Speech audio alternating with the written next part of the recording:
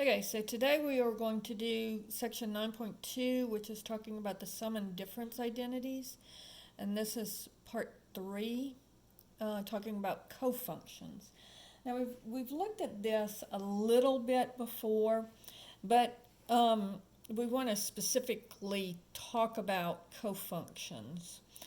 And so here, notice if this is theta, then this angle up here, these two angles would have to add together to give you 90 degrees, because all the angles in a triangle add up to 180, and since this one is 90, this one plus this one would have to be 90. So if this was 20 degrees, this would be 70 degrees. If this was 30 degrees, this would be 60 degrees. If this was 45 degrees, this would be 45 degrees, and we've seen those triangles before. So anyway, this one will always be 90 degrees minus theta. So 20, 90 minus 20 would be 70. 30, 90 minus 30 would be 60. 45, 90 minus 45 would be 45. So these two angles have to add up to be 90. Now, let's call this side A, this side B, and this hypotenuse C. So if I do, what is the sine of theta? Well, the sine of theta would be opposite over hypotenuse. But also, what would be the cosine of 90 minus theta? Well, that would be adjacent over hypotenuse. Notice that it's the same thing. So the sine of theta is always equal to the cosine of 90 degrees minus theta. Or if you write it in radians, then the sine of theta is equal to the cosine of pi over 2 minus theta. And these are called cofunctions because they relate the two angles in the right triangle. Also notice that if I did, what is the cosine of theta?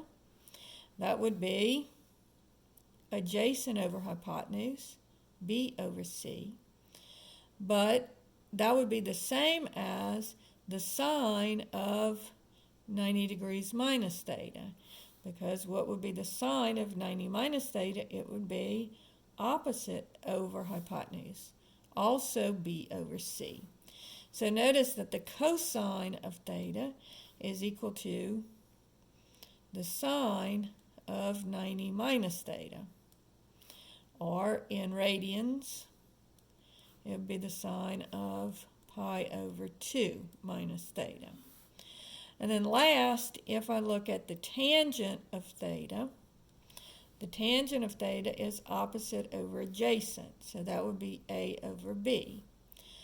But if I look at the cotangent of 90 minus theta, that would be, the cotangent would be adjacent over opposite, also A over B.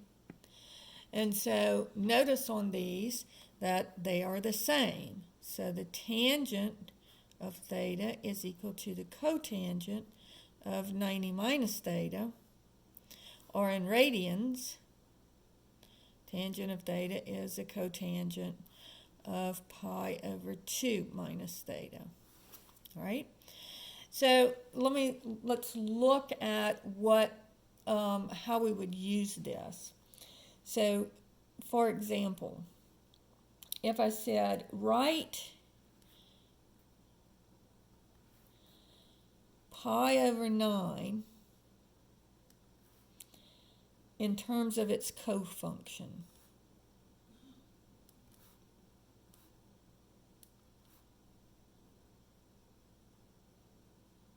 Okay, well, let's draw the triangle. If this is pi over 9, then this up here would be pi over 2 minus pi over 9. All right? And so making my denominators the same, I'll multiply this one numerator denominator by 9 and this one by 2.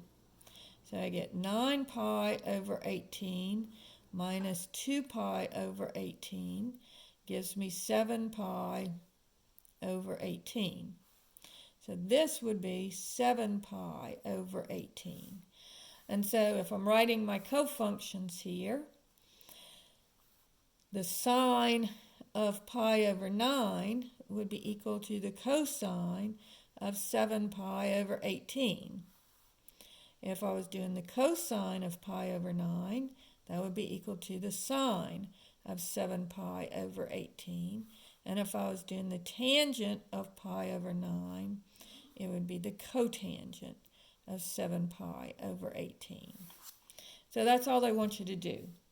So let's say that they want you, in this case, to just write the cosine of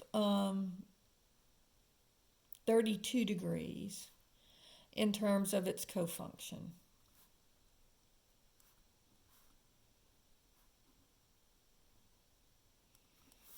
So